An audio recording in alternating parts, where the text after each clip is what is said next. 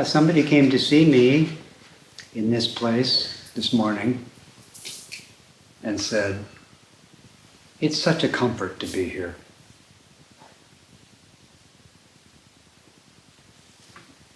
And I thought, yeah, that's what this place is for.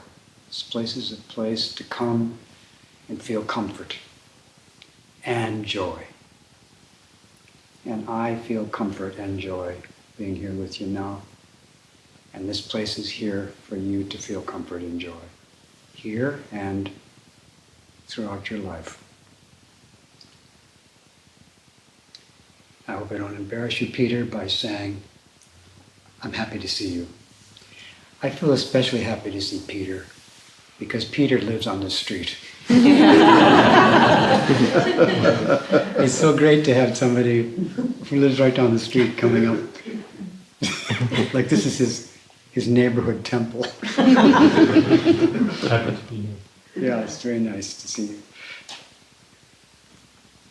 And Patty, your first time here, welcome. And Cynthia, have you been here before? No, welcome, Cynthia. And what's your name again? Sarah. Sarah? Welcome, Sarah. First time? Here. Huh? In this building. Yeah. Could you move over that way a little bit so I can see you? A little bit more? Thank you. Thank you. Anybody else here for the first time? Oh, your name again? Karina. Karina. Welcome, Karina. Anybody else first time? Oh, your first time. What's your name My again? first time is Jack Patrick. Yes. Jack Patrick. It's my nickname as a child. Jack Patrick, great. He's trying on new stuff. Hey, Jack. Patrick.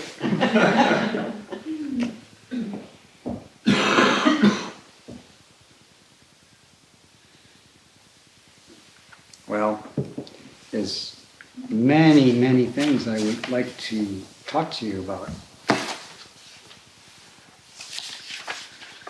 Oh, one of them is that this is a calligraph of the mantra for Avalokiteshvara Bodhisattva. We have a room upstairs which is kind of like a room dedicated to the great Bodhisattva Avalokiteshvara, which is also called Guanyin or Kannon, the Bodhisattva who observes all living beings with compassion, who looks at them with compassion and listens to them with compassion, assembling an ocean of blessing by this meditation on the welfare of all beings. So there's several artistic renditions of Avalokiteshvara in that room, and this is a mantra, Om Mani Padme Om, to invoke the presence of great compassion. And up in that room there's some copies of the mantra if you want to help yourself. There's some up there. You can take the mantra with you, this calligraph version of it. Anybody want this one? Sure. Pass this to Lori, please. There's some more up in the room, and if we run out, we can make some more.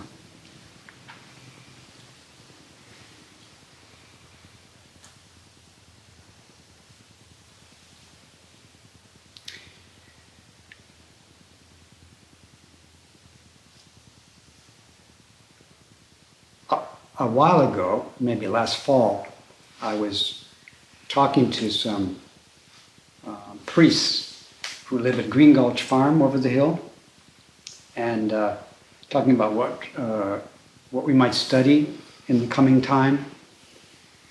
And I think the idea came up to study the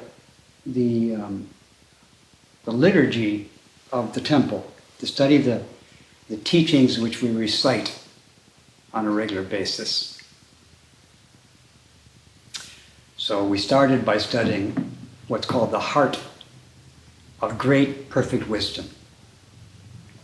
So I've been sharing with you those teachings on perfect wisdom for a while, and the Heart Sutra.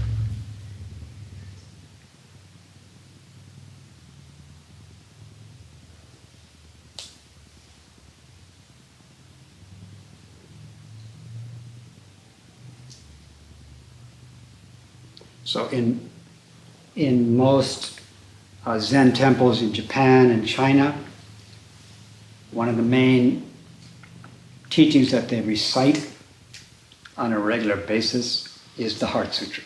In China, of course, they recite a Chinese translation of the Heart Sutra. In Japan, they speak the Chinese translation in Japanese way of saying it. They chant it in Korea, and they chant it in Tibet, and they chant it in Vietnam, and so on, this chant. And by coincidence, sort of, the main figure in this chant, who's giving the teaching of perfect wisdom in the Heart Sutra, is Avalokiteshvara Bodhisattva. The Bodhisattva of great compassion is the one who is intoning this teaching of perfect wisdom. The great compassionate Bodhisattva teaches perfect wisdom.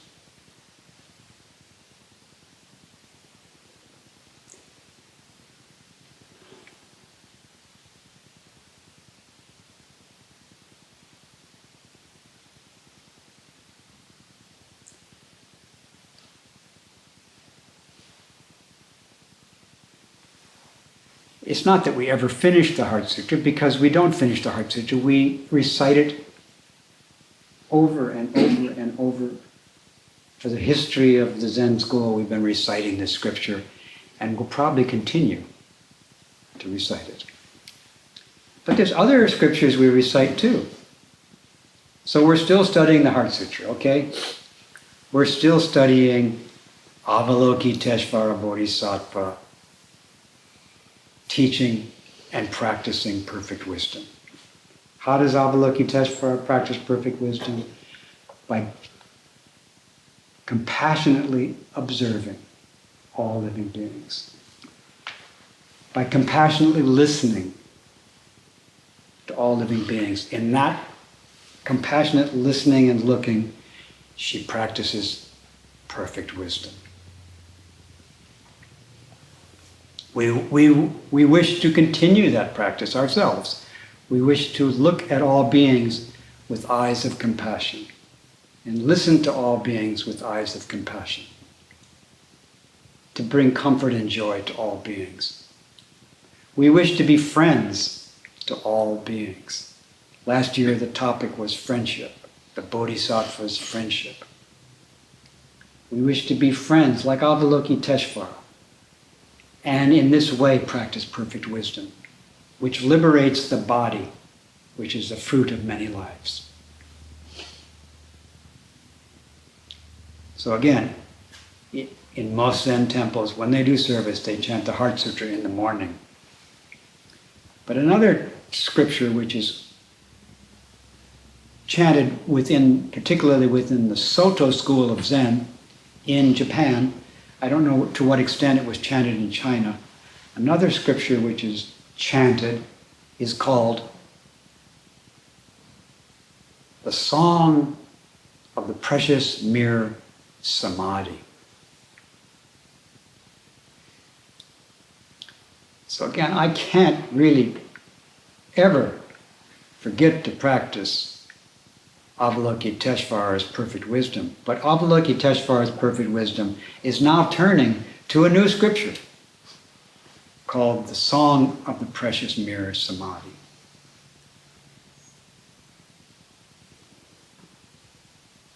Are you ready for the Song of the Precious Mirror Samadhi? Mm-hmm. Well, here it comes. The name of it is the Song of the Precious Mirror Samadhi. And as I mentioned recently over the hill, in most Japanese Soto Zen monasteries, when they chant this scripture, they just call it the Precious Mirror Samadhi, the Precious Mirror Concentration. They don't say the song, but they sing that title. But at Zen Center we say song, and it's recommended by some ancestors that we say song, that we realize that we need to sing this. We need to sing this teaching. We need to use our mouth. Don't just look at it. Looking at it's great. Reading it's fine. Wonderful. I've got a copy right here. You can read it. See it? There's the backside.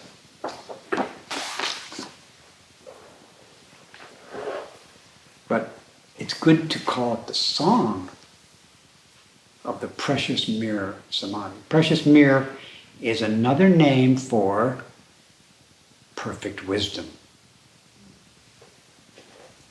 Perfect wisdom is a precious mirror. But it's not just that perfect wisdom is a precious mirror. Precious mirror samadhi is perfect wisdom. Perfect wisdom isn't just perfect wisdom, it is a mind that's concentrated in perfect wisdom. So, it's not just the precious mirror, which is pretty great. It's being mindful of that and focused on that and undistracted about that. But not in a tight way. To be focused in an open and relaxed way on perfect wisdom. To have an open, relaxed, flexible, undistracted mindfulness of the precious mirror. And then, then sing the song about it. With your mouth, which means with your throat and your chest, your whole body, using your mouth to sing the song of precious mirror samadhi. And then when we do with our mouth, with my mouth, then my hands also start getting involved. And my feet. And your hands and your feet. And the precious mirror samadhi becomes your body.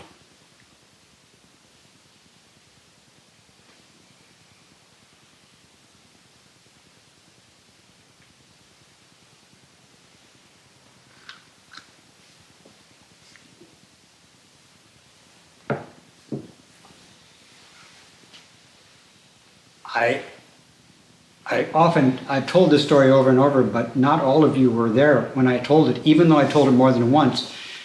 Some of you are not always there when I'm talking. So some of you have not heard this story before. It's a story of when I first saw Suzuki Roshi's feet. Like Vlada, have you ever heard that story? I'm not sure. Yeah. Well, this is the story about the first time I saw Suzuki Roshi's feet. I was sitting in a Zen meditation hall looking at the floor. And he walked by. And I saw his feet. And I thought, those feet can teach me Zen.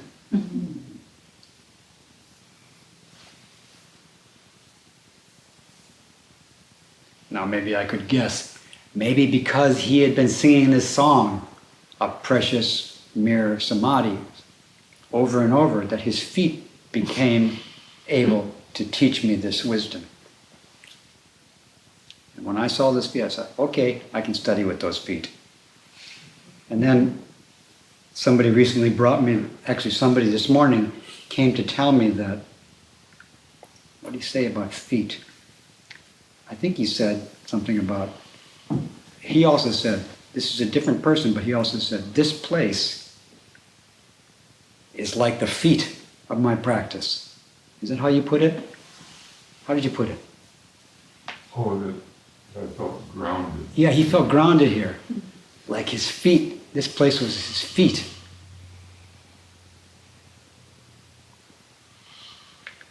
And I reached behind me and pulled this piece of paper which somebody gave me recently, which I set behind me and where I sit. I pulled it out and I showed it to him.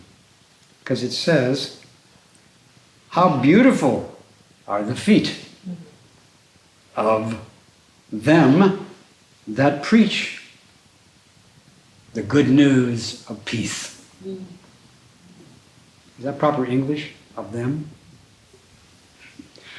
How beautiful are the feet of them that preach the good news of peace and bring good tidings of good things.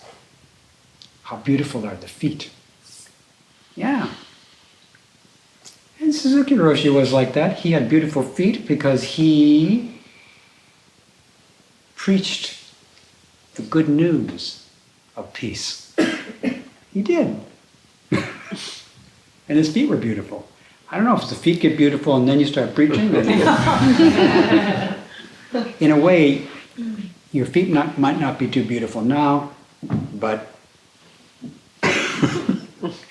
if you sing the song of the Precious Mirror Samadhi, you'll get a Zen pedicure.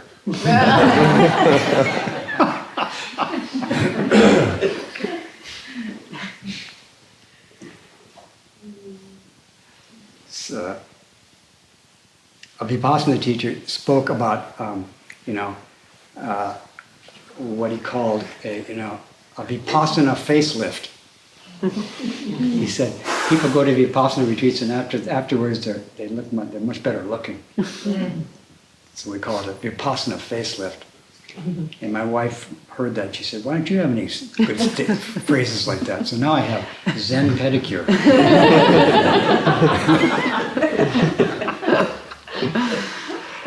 Your feet will become beautiful if you sing the songs of the Precious Mirror Samadhi.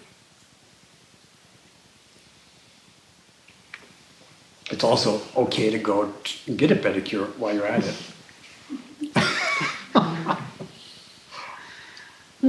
Be a nice thing to do for yourself. It might bring you some comfort and joy. I've never had one, but I mostly do the Zen style.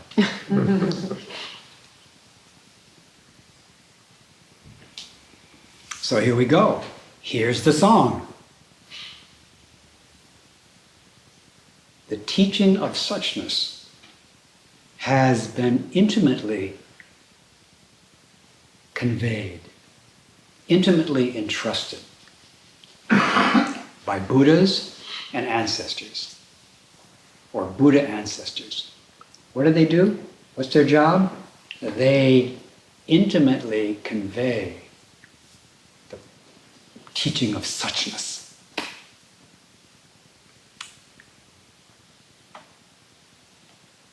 That's the first part of the song. The Buddhas and ancestors intimately transmit and entrust the teaching of suchness. And then here it comes. Now you have it.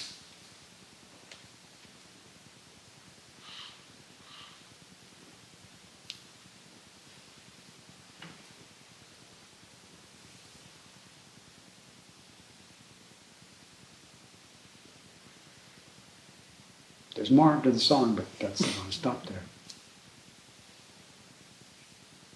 First part of the song is to say what Buddhas do. They entrust intimately the teaching of suchness. And then they say, the person who wrote this was a Buddha ancestor. And he says Buddha ancestors intimately transmit this precious mirror of wisdom, samadhi. And then he says, now you have it. And he says that to us from the Tang dynasty. He said that. And we say that now. More than 1,000 years later, we say that. And his teacher said to him, before he wrote this song,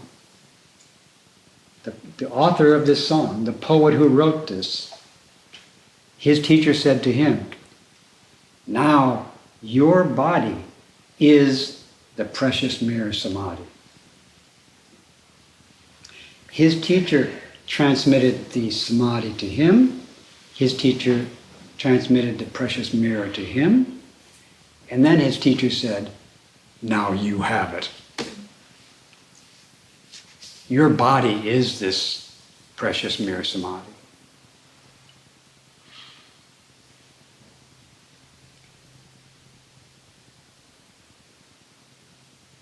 So, very simple teaching, which is also, I don't know what, it's like inconceivably bright, ungraspable, and you can't get away from it. You've got it.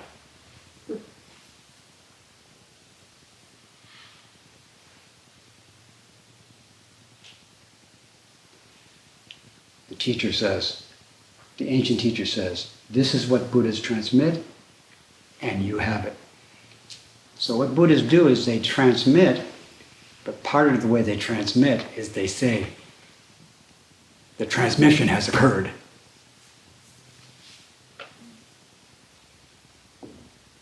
This is what we transmit, and now it's been transmitted. You've got it now. I mean, you have attained it. You have touched it. You have touched it, and it has touched you. So there's a declaration of what the teaching is, what the practice of Buddhas is to transmit the perfect wisdom mirror, and also to affirm that the transmission has occurred. Now,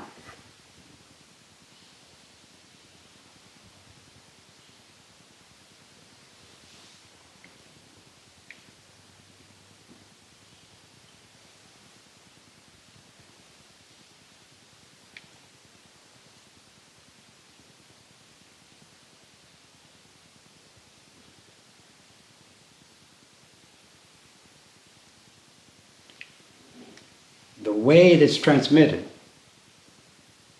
the wisdom that's transmitted, one to one,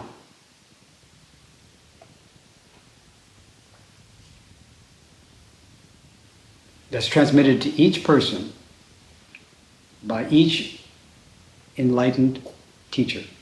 That transmission of the way, of the wisdom, is affirmation. Is confirmation. Is prediction. You will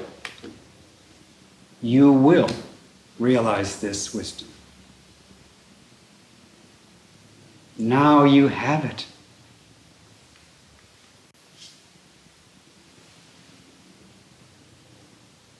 And this is transmitted, thought might occur to my mind like, they're not kidding, but I actually won't say they're not kidding. Because there could be a sense of humor about this. Like, those feet can teach me Zen.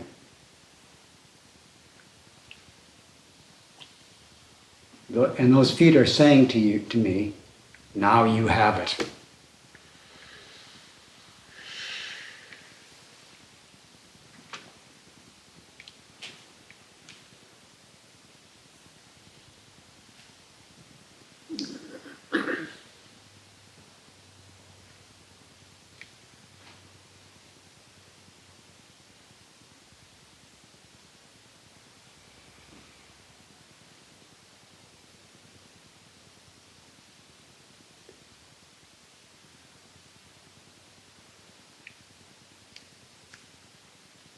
I want to celebrate this, now you have it. I want to celebrate this confirmation.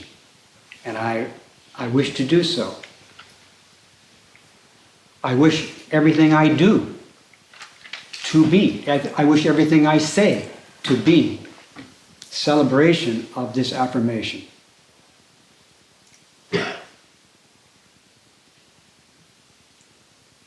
And along with this comes mentioning the next line of the song, which is,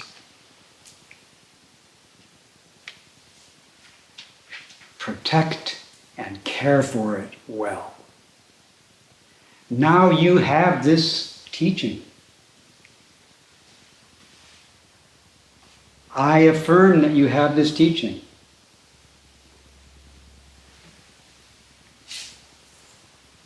Take care of it really well.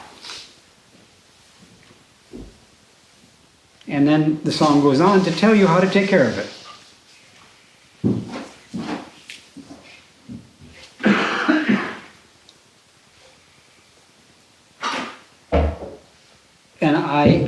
I think I'll make a commitment to continue to talk to you about this song until we finish the song. We can also recite this song later today. But I'll go through this song with you for the next year. It'll take a year at least. Because we just got this far today. It's the first I'm not intending to go any further today. I just want to emphasize this is the teaching, and there is the teaching. There is the. By the way, the teaching of thusness is one translation. Another one to translate. The word for teaching is in Sanskrit dharma. The dharma of suchness. But dharma also means truth. So as the teaching is the truth is the teaching. So the truth of suchness is what Buddhas intimately transmit. The business of Buddhas is to transmit the truth of suchness, or true suchness. That's their job. They are doing that. It is going on, and it's now happening for you. So what Buddhists do is they transmit this truth and they affirm. They transmit and affirm. And the way they transmit is an affirmation.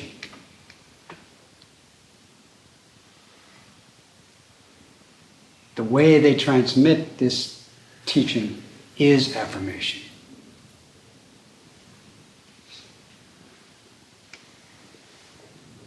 And now that you have it, and you do have it, and you always did have it, but you didn't have affirmation, that you hadn't heard about the affirmation. Now you've heard that this is the business, and now you have it. So I like not really to go beyond the affirmation. I don't really want to get into how you're going to take care of it yet. But just tell you, emphasize, you are affirmed. And that the affirmation that you have this teaching, that you are this teaching,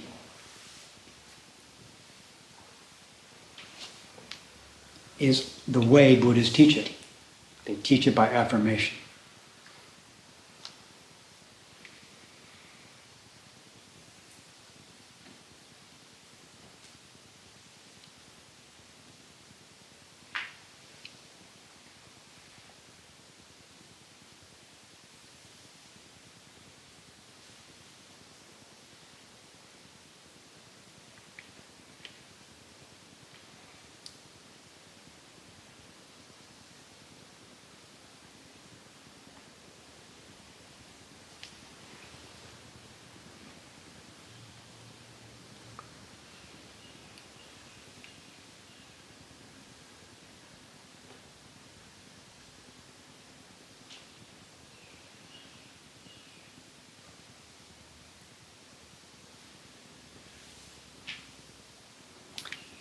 I wanted to tell you a little bit about what's been happening inwardly for me during that silent time. Did you see some silence there?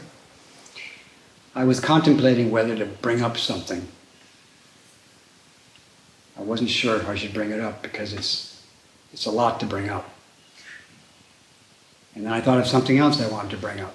So I have two major things I want to bring up.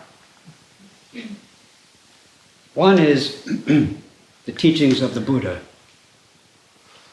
The other is the teachings of the Buddha. But they're different, they have different forms.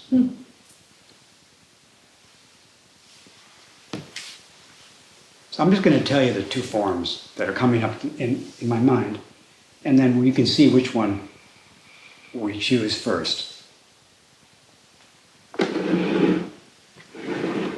The first is the form of the Buddhas actually talking about this confirmation, this affirmation, this prediction.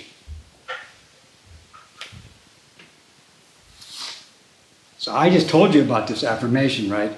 But I received stories about this affirmation from the tradition. So that's the stories of affirmation, okay? That's one area. The other is the story of the 12 different links in the chain of causation. So they sometimes say chain, as in being chained to a cyclic process of suffering, but you can also say links. Anyway, this is a picture, and around the outside of this circle here are pictures about the 12 links of causation as taught by the Buddha. So these are two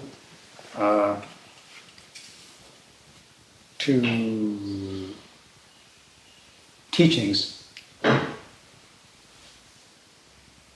of suchness that are just happen to be coming up today here. I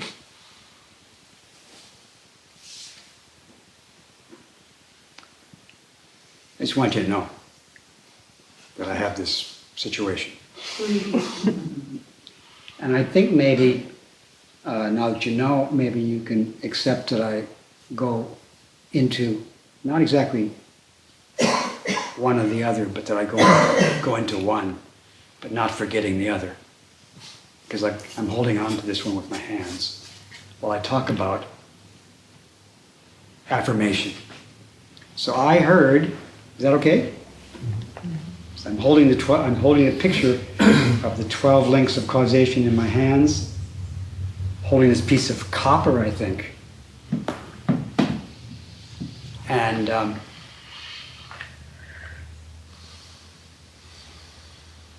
going to talk about prediction now. I heard that Shakyamuni Buddha, the historical Buddha, said that there was a past life and there was somebody there who met a Buddha, and the Buddha name was Dipankara Buddha. And Dipankara, I think, means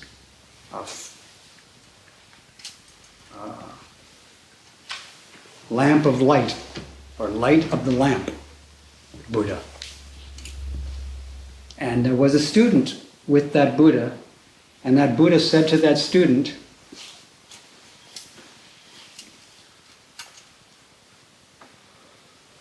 "You will be a Buddha." Or rather, your practice will lead to a Buddha someday. And your name will be Shakyamuni Buddha. And you will live, in the Saha world on the planet Earth or something. That ancient Buddha affirmed that student who would become Shakyamuni Buddha. Shakyamuni Buddha tells that story about his past causes and conditions.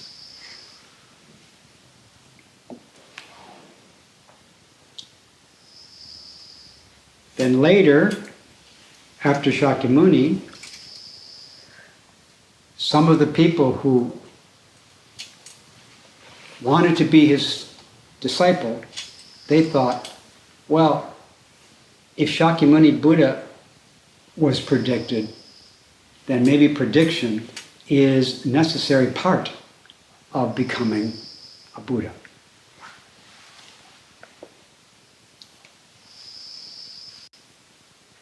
And so people started to say that among the community of practitioners. We have to get affirmation somehow from a Buddha, with a Buddha, by a Buddha. Now, today, you already had affirmation. Where's the Buddha? Let me tell you, I don't know where the Buddha is.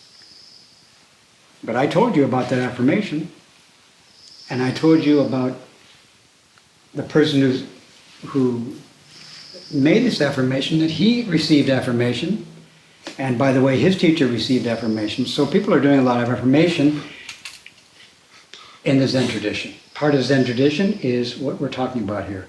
It's affirmation one-to-one. And it's happened. And it's happening. And the Buddha said, it happened for me. And I am going to do it with you.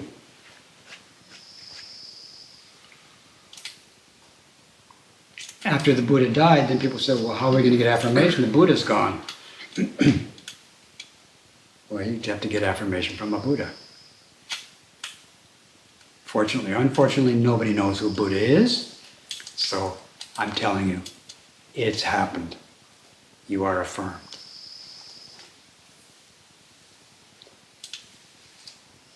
In this vast human thing called the Buddha Dharma practice, which occurred over many centuries with millions and millions, who knows how many millions of people practicing,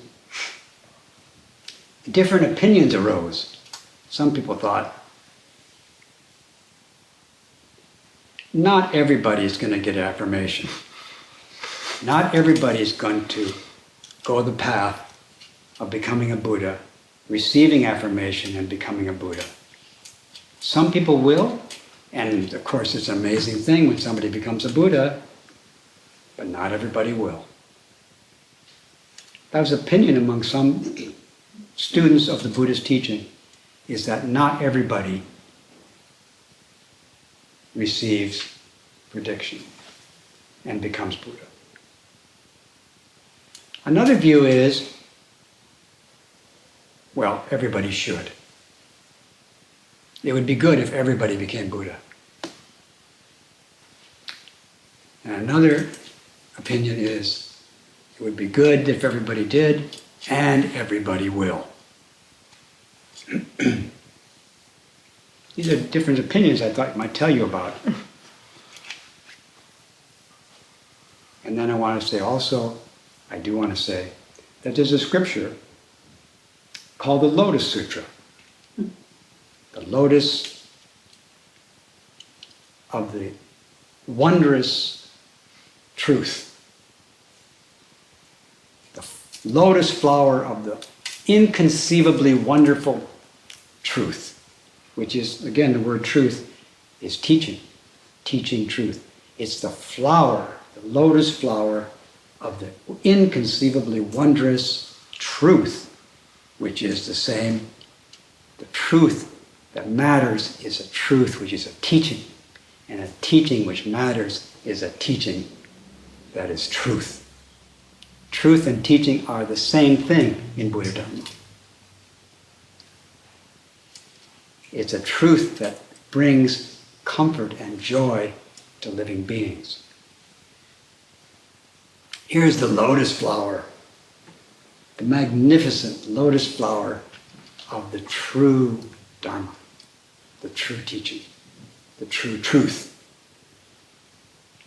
In that scripture it says, now you have it. That scripture says, everybody's gonna become Buddha. Not everybody agrees today, but nonetheless, it's not just that it would be good if you all became perfectly enlightened and infinitely compassionate and skillful. You will. You are going to be. We are all on the same path of realizing Buddhahood. That's the Lotus Sutra. And the Lotus Sutra is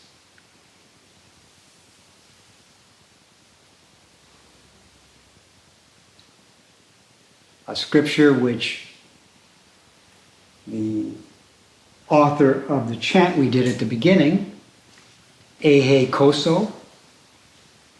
Eihei Koso is the founder of this tradition. This temple is a temple which is set up to bring comfort and joy to living beings. This temple is in a tradition. This temple was given to a tradition. There's a tradition, and the temple was given to the tradition to bring comfort and joy. The tradition is a particular tradition, and this particular tradition goes through Eihei Koso, the founder of this tradition of this temple in Japan. Eihei Koso, Eihei Dogen, and so on. Eihei Dogen Daiyosho, various names for this bodhisattva, who was the first ancestor of this tradition in Japan. And for him, the teaching of the Lotus Sutra is the precious mirror. Samadhi is perfect wisdom. And this perfect wisdom says, you will become Buddha. Everybody, whether they like it or not, are on the path not to become a Buddhist. Although that's allowed. You can become a Buddhist, it's not going to kill you. But if it is going to kill you, forget it. Buddhas are not necessarily Buddhist, although they can do that if it would be helpful. Want me to be a Buddhist? Okay, fine. Buddhas, nobody knows who Buddhas are. Buddhas don't even know who Buddhas are. Let me tell you, I don't know what Buddha is. And I'm fine with that, because this song says you don't have to know what Buddha is to be a Buddha. In other words, you can, this song ends by saying, practice secretly, working within like a fool. You can be a fool and be a Buddha. Buddhas are those who realize Buddhahood without knowing what it is. Anyway, back to the story of the Lotus Sutra and Eihei Dogen. This tradition has an ancestor, which you don't have to agree with her, who says, you're on the same path as everybody. We're all on the same path. This is an affirmation. The way we teach is to tell you you are on the same path with everybody. And that's the way Buddhas are. Buddhas are on the same path as everybody. Does that make sense? Mm-hmm. Buddhas are on the same path with everybody. There's nobody that Buddha doesn't practice with. That's an affirmation of Buddha by somebody who's sitting in this place. I affirm the Buddhas. Buddhas allow me to affirm them. They say, go ahead, affirm me.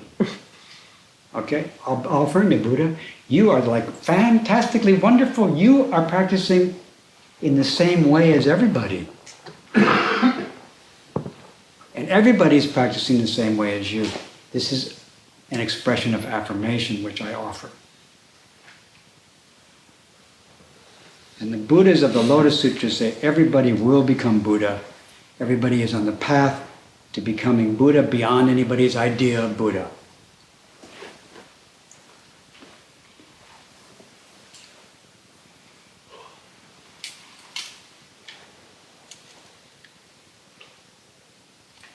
So now that I have this teaching, I think to myself, when I talk to people, is my expression to them an affirmation? Not that I like them or don't like them, but is what I'm saying, do I feel like what I'm saying? Do I want what I'm saying to affirm that they are going to be Buddha and that the teaching of suchness has been transmitted to them right now? I'm watching that. I'm trying to stay on that practice of affirmation. I'm trying to be mindful of, now you have it. And somebody's saying that to me too. Now you have the teaching of suchness, which nobody knows what it is. And nobody can get a hold of it. And it relieves all suffering and distress. It brings comfort and ease and joy. And nobody, even all the Buddhists, don't fully know what it is. And nobody can get a hold of it. And nobody can own it. And nobody can get away from it.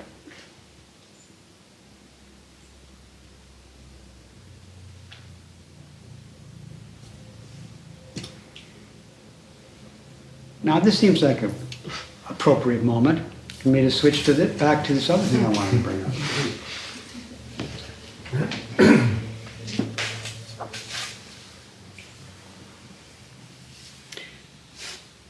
The other thing I want to bring up is that somebody said to me something like,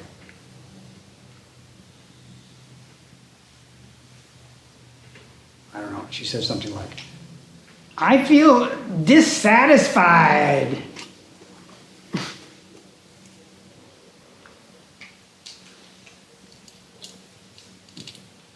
How does the Rolling Stones song go? Can't get no satisfaction. Huh? I can't get no satisfaction. Can't get no satisfaction? Is that how it goes? Yeah.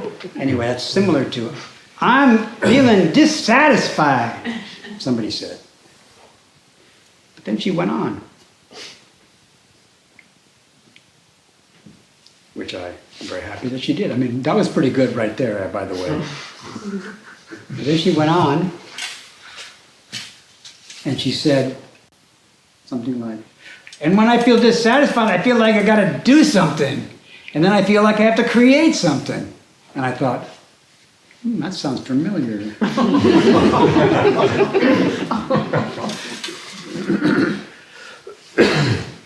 And then she said, why do I feel dissatisfied? And I said, well, I said, I actually have a simple answer to that, which is just a story. It's not really the reason, it's just a story. The reason why we feel dissatisfied is because of ignorance. When you got ignorance, you got dissatisfaction. They go together, like a horse and carriage.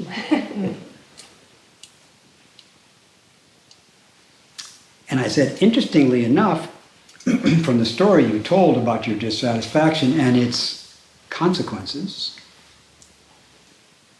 he said, dissatisfaction, feeling like you got to do something, got to get something and do something, and then creation. That ignorance is ignorance of how creation actually is. When you ignore ignorance, which is you can't do because you're totally part of it, when we ignore ignorance, to make a long story short, or a fairly long story short, when we ignore ignorance, we feel dissatisfied. When we ignore creation, when we ignore the causal process of life, life is a causal process. When we ignore that, we wind up trying to create things. But of course, we wind up like, I'm going to create something which will take care of my dissatisfaction. And that comes from after dissatisfaction, thirst, craving, clinging, and then make something that will fix this, will fix thirst, that will fix the clinging, the stress, all that stress around there. Make something. Let something come into existence. And that's followed by, in this Buddhist story, birth.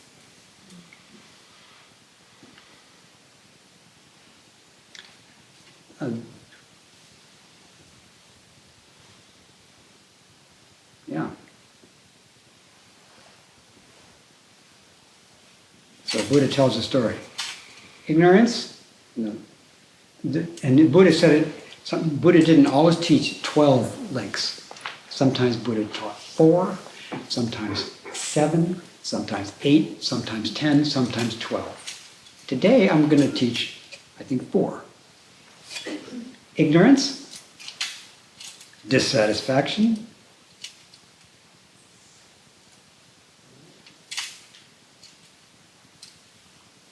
craving, clinging, making something.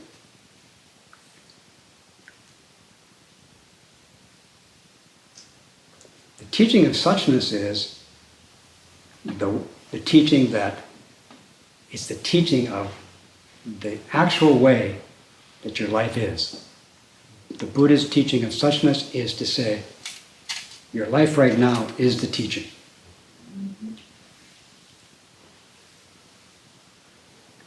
Look at it. Receive it. You have it. You have it. What you have is it. And what you have isn't it.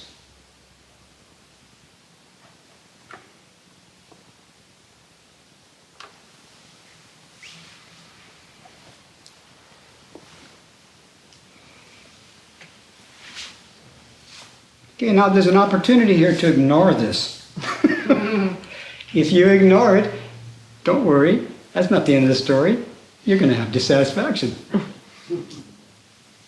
If you ignore this thing that's been given to you, that's been affirmed in you, if you ignore it, then you get to have the story that Buddha said what would happen to you if you ignore this. If you ignore the teaching of your life, which you cannot be grasped because your life is inconceivable and infinite and has no beginning or end, and is the same practice as everybody, if you ignore that life, you get a reward. And the reward is dissatisfaction to start off.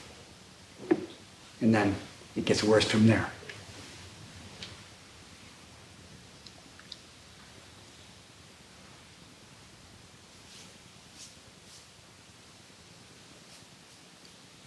You can expand this 4 to add, instead of, you can have ignorance, and then you can go jump to feeling. And feelings, like, could be called pleasant, unpleasant, and neutral. But if you have feelings and you ignore the teaching, then you're dissatisfied with your feelings. You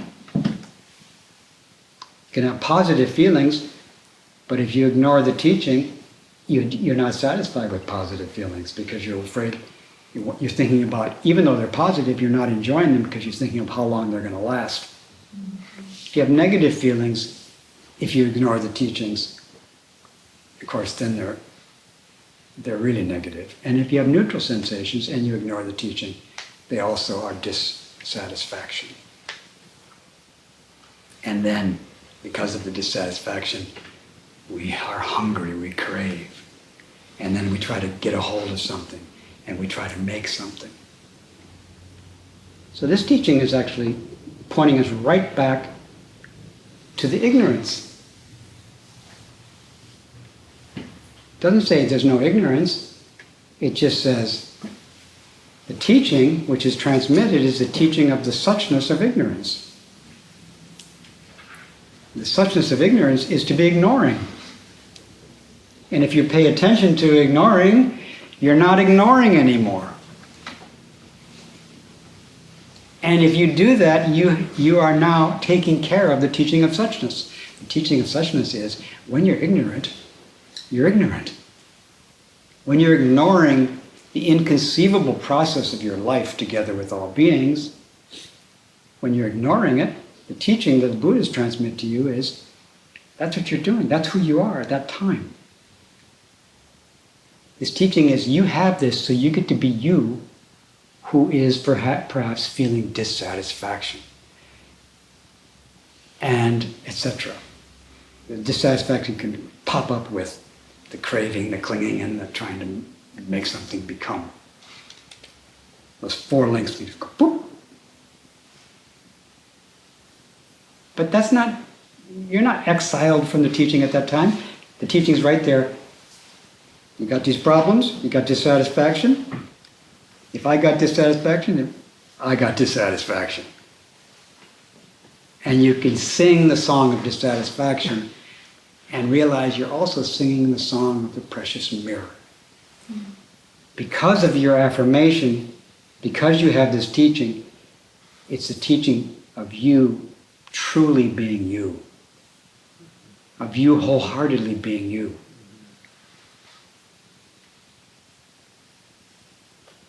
You are anyway, but this teaching is saying, I affirm, you are affirmed in this. And it's a big job to take care of this affirmation, but please do. Which means please take care of being you. And that also, by the way, affirms all the Buddhas in the past and helps them be themselves. Affirms all the ancestors. It affirms them. They affirm you to be yourself, which in whatever way it's appearing to you. If there's appearances, that's your job. If there's no appearances, that's your job. So we can go right to the beginning of addressing the ignorance. The teaching of suchness addresses the root cause of the dissatisfaction. And if there's any dissatisfaction, then you address the dissatisfaction, face the dissatisfaction the way we need to face creation, because dissatisfaction is something that's been created. By facing anything that's been created, you stop ignoring creation. And you're starting to pay attention to creation. With the teaching, to pay attention to creation, and with the teaching that you have this teaching, to pay attention to creation. You have a teaching which is telling you, you can give up now ignoring your life. Your life is that you've received this teaching to face your life, to be yourself.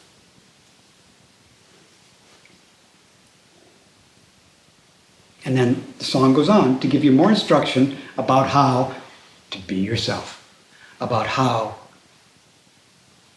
to face your dissatisfaction, which is, if you've got dissatisfaction, then facing your dissatisfaction is a way to face your creation. Facing your dissatisfaction is an antidote to ignoring your life. But now the thought occurs to me that, not ignoring my life means facing dissatisfaction. Well, not ignoring doesn't sound that much fun. Doesn't sound like a lot of fun to be facing my dissatisfaction. But when the dissatisfaction is faced fully, there will be no more ignorance of the process which is manifesting now as dissatisfaction.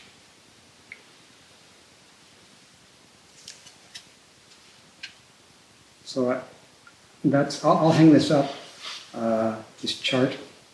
And this chart is, it's arranged in such a way that, actually it's arranged pretty nicely. So ignorance, karmic formation, consciousness, name and form. That's not the way, that's wrong. Where is it? It's not quite oriented in the usual way.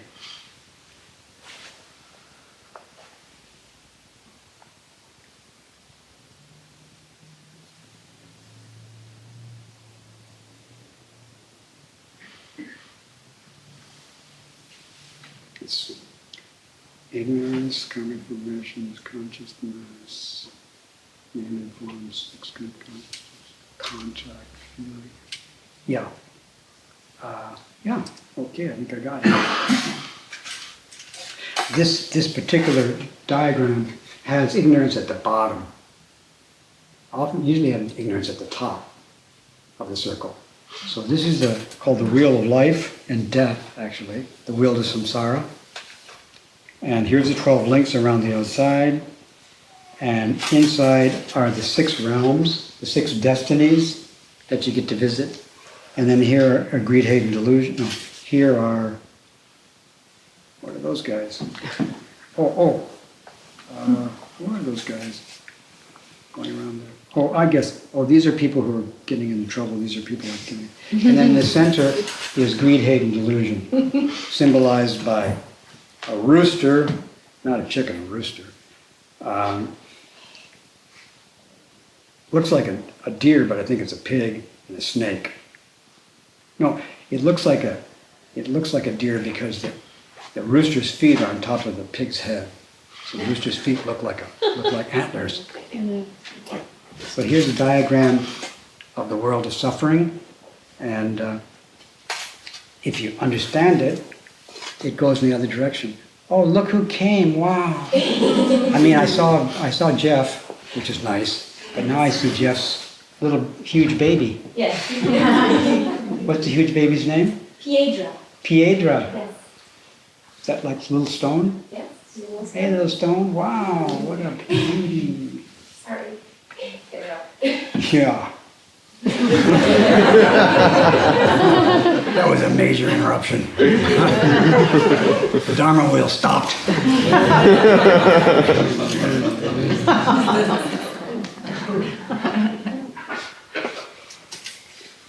These are pictures, these are images for our mind, for our conscious mind, which has images in it. Have you noticed that your conscious mind is full of images and words?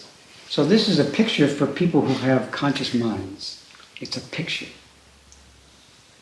of the process of life and death. It's a conceivable, imaginable version of the process of creation. The process of creation, however, is not imaginable. It's inconceivable. This is a conceivable version of it to help us open to the inconceivable. So again, the fundamental problem is down at the bottom here. We ignore the inconceivable reality of our life together. We ignore the inconceivable process of dependent co-arising, which is our life together. And by ignoring it, we get into this process. But by receiving the teaching of suchness, we stop ignoring. We gradually and suddenly stop ignoring, and then the process goes in the other direction. So the body becomes liberated. I apologize for talking so much.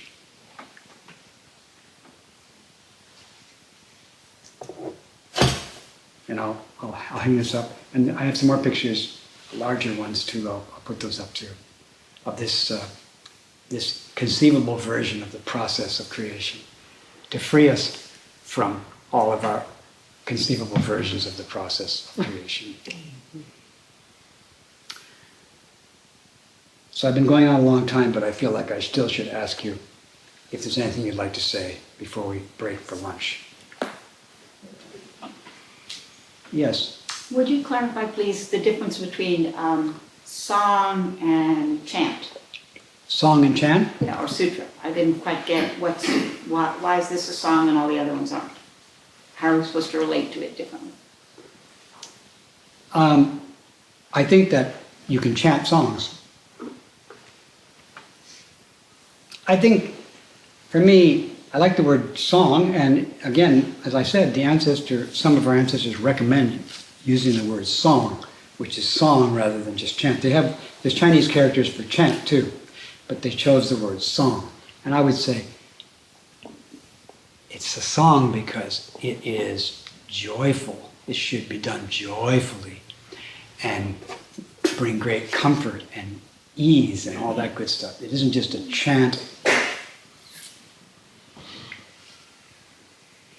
It's a living, breathing, joyful chant. And one of my friends said to me it's been a while now, maybe 30 years, 20 years ago, she said, "Why don't we sing?" And I said, "We do." And she said, "What do you mean?" I said, "Kanji zaibo rami tachi shoken go." She said, "No, I mean with a melody." So I started to sing. When the red, red robin comes bob, bob, bobbing along, there'll be no more sobbing when she starts throbbing her old sweet song. Wake up, you sleepyhead, get up, get out of bed, cheer up, the sun is red. Live, love, laugh and be happy. That's a song.